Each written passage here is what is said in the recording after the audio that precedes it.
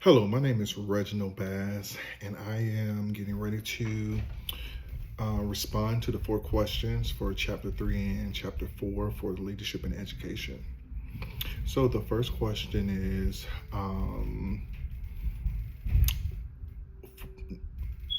what four words I would like my colleagues to describe me as?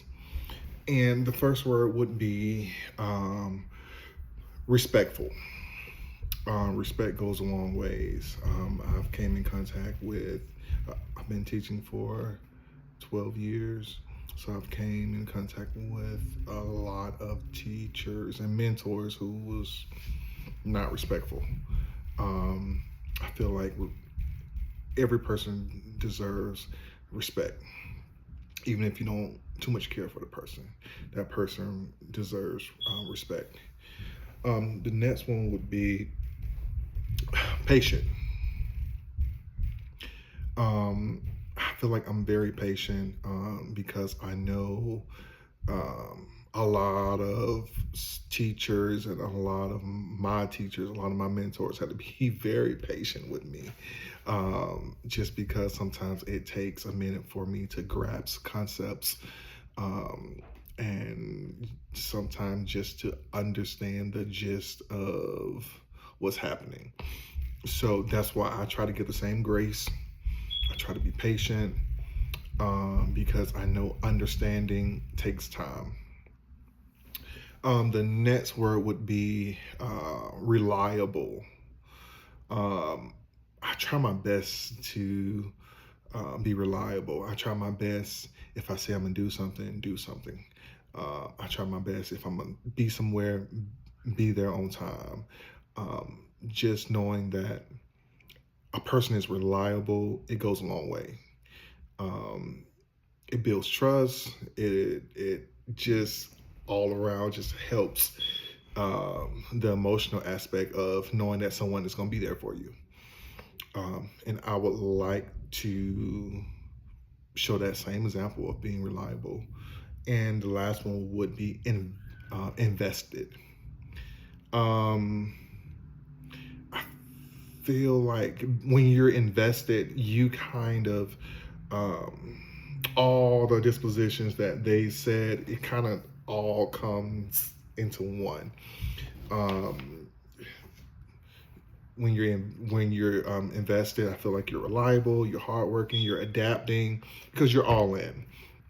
And my co-workers, my teammates know that I'm all in. If they ask me to do something, I'll try my very best to complete that task or to help them.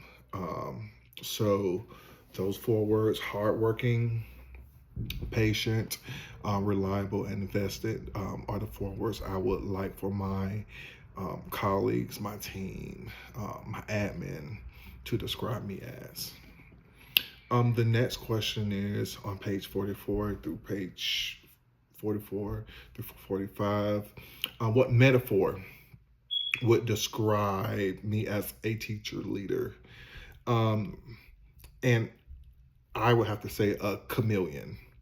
A chameleon, it just adapts to its environment. And as an educator, as a teacher, we have to adapt to our environment. We have to be flexible. And I know a chameleon moves slow, and I try my best before I speak to think about what I'm gonna say.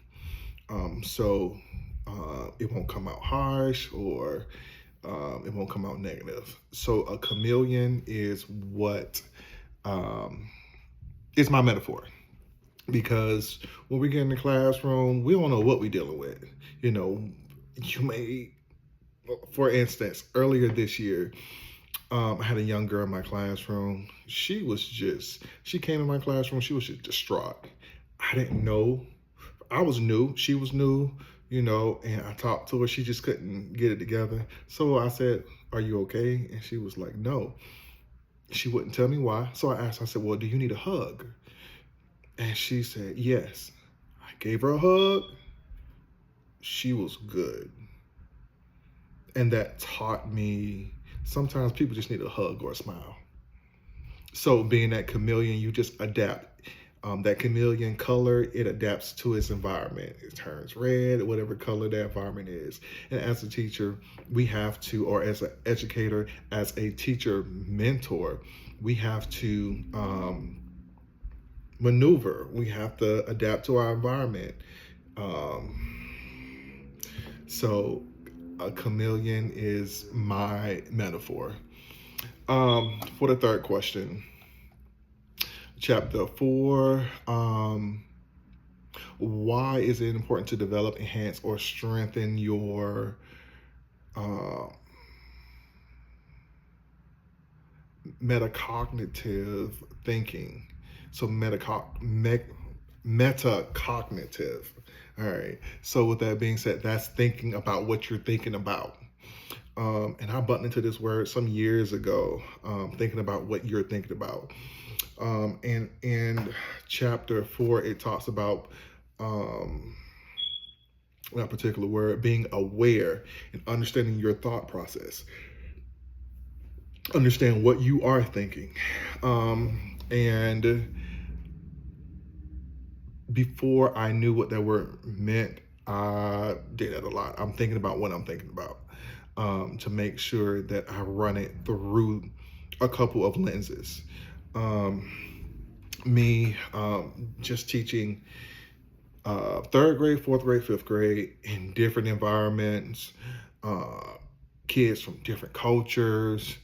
I really have to think about what I'm thinking about when I'm talk to the kid, because I've noticed that saying one word or saying a sentence to one kid means something totally different to another kid. Even the culture, it's different in the classroom. You know, these kids go back to their homes, and certain words mean certain things. So, as far as culture, I know as far as metacognitive thinking skills, it's very important to run your thinking through a couple of lenses. For the most part, we all have our beliefs. We all have our personalities, and our beliefs dictates some of our choices, what we say, how we feel about certain things or certain people and all of that. So with that being said, you have to think about what you're going to say and make sure that when you say it, it's coming from the right place.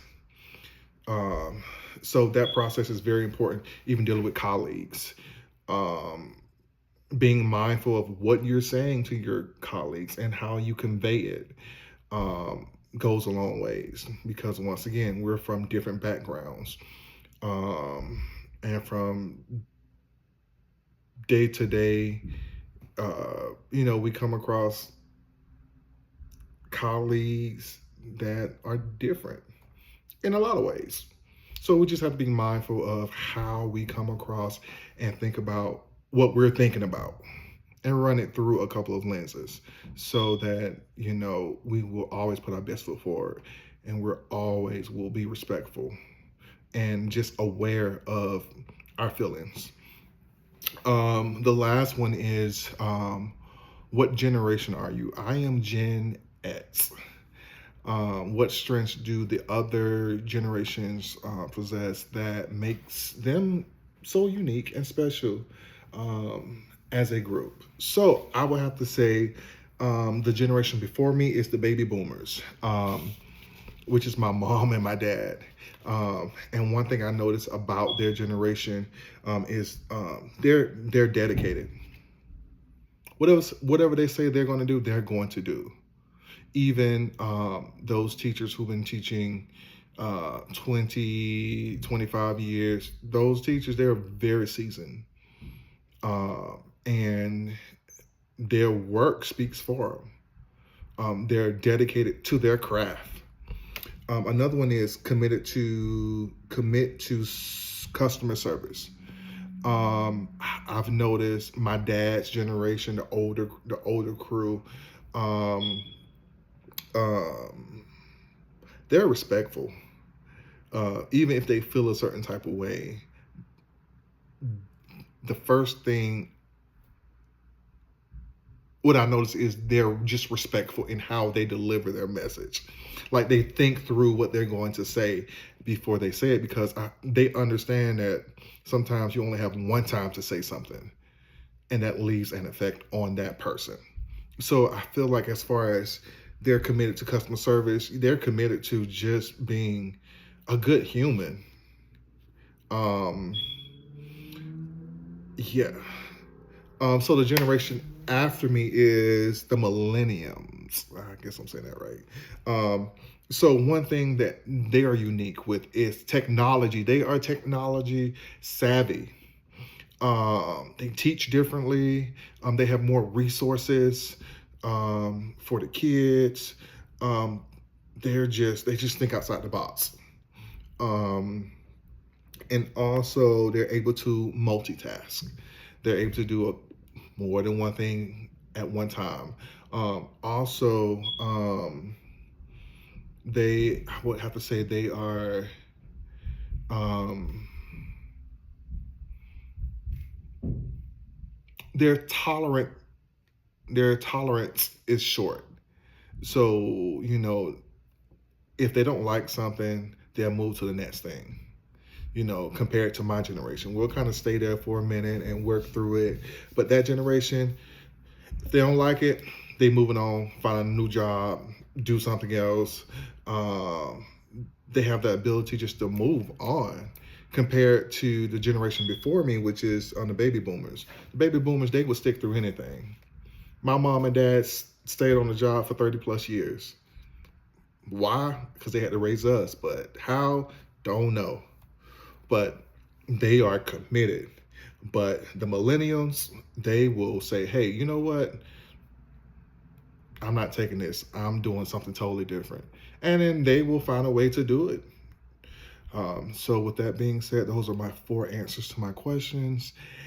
Thank you for listening, and I'll be talking to you soon.